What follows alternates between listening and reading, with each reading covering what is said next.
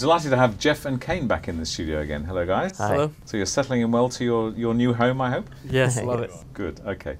So I know you're in the process of establishing a new coaching business. And what I thought we might talk about today, you shared with me in discussion earlier on some kind of tools that you have to help people maybe change their perception, change their thinking. So could we have a little look at that topic today? Yeah, sure. You know, some people have experienced the power of a coach. Jeff and I are adamant about coaches and coaching, which is why we came here to start this business. Well, I mean, most successful executives or business owners, they always have a coach with them.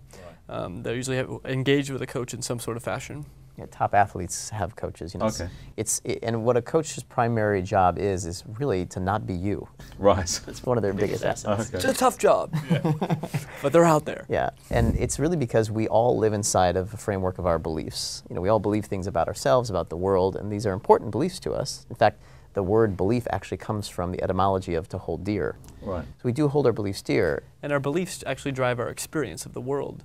So every time we have a belief around, let's say we have the belief that life is hard work, then we'll make sure we create that experience of life being hard work, and then it comes back and it reconfirms the same belief. Right. So if we shift the belief, we shift the experience of people's worlds. Okay. And this is one of the key roles of a coach. Exactly. Yes. They can actually see the belief box that you are, or if it's my coach, that I'm inside of, and help me actually dissolve that so that I can rebuild a new construct of beliefs that helps me include what I want. It's that easy.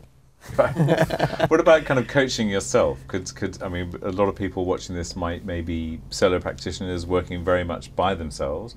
Is there a tool that they can use to kind of coach themselves with this kind of thinking change that you're talking about? It's doable, but we recommend they get a coach. But yeah, I mean, so it's great to consistently challenge your own beliefs, and that's one of the things we wanted to share. I would definitely not say it's in replacement of a coach. No, it's you know, it's the beliefs we don't even notice that are really the most powerful in our lives. So how do we challenge a belief? Sure. So when you notice you're having an experience, that's kind of your first indicator. Like, it's hard to get more clients. I can't seem to raise my rates.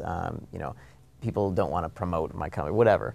When you notice you're having an experience, the first question we ask ourselves is, what belief might someone have to have that experience? Right. So you probably want to write it down. I'm having the experience of a lack of leads. Yep. And then you put the question, what would somebody have to believe to have this experience? Okay. And then you almost are coaching that person on the piece of paper. Yeah, okay, okay.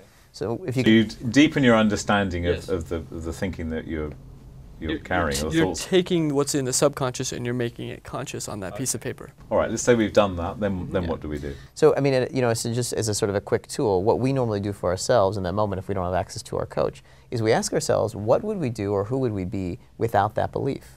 Oh, okay.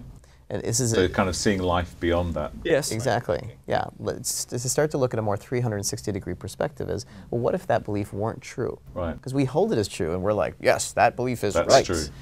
But many times we find out later on that they're made up and they're not necessarily right, but they certainly are limiting. Okay. Do you believe that? Okay, so we put ourselves beyond it. Yes. Then what do we do? Or is that the solution? Have we gone this far before? Okay. So that's the solution, though, really. That gives us a new way of thinking. Well, aren't all beliefs limiting beliefs? Yes, all beliefs are limiting beliefs, even the ones we love. So then what we'll do is we'll reverse it. We'll say, okay, so maybe who would I be without that belief? And then, well, what if the opposite were true? Okay. Now, some of the listeners actually might know a woman's work named Byron Katie, who has this thing called The Work, and there's some questions, and they can even look up Byron Katie and see her work, or they can really consider actually getting themselves a coach to work with ongoingly, because that's really the most powerful move. Okay, and I think some people very close to me might just have the coach they're looking for. So if we need to find out more of what you're doing, universalevents.com.au. Yes. All right, guys, thanks very much for joining. Thank you. Thank you.